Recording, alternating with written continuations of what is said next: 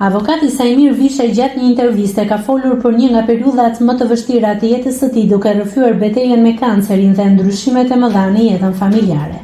Vishaj tregoi se një vit më parë u përball me një sëmundje të rëndë e cila e çoi deri në koma, por që arriti ta kalojë me vështirësi.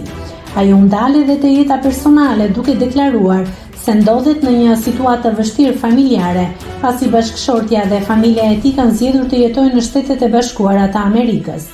Jam braktisur, por do ta kaloj këtë situatë, u shpreh ai duke shtuar se aktualisht jeton i vetëm dhe shoqëri i bën vetëm qeni i tij. Avokati tha se pas 40 viteve martesë, ndarja dhe vetmia janë të vështira për t'u përballuar, por theksoi se po përpiqet të vijojë jetën dhe punën në Shqipëri me mbështetjen e kolegëve dhe miqve.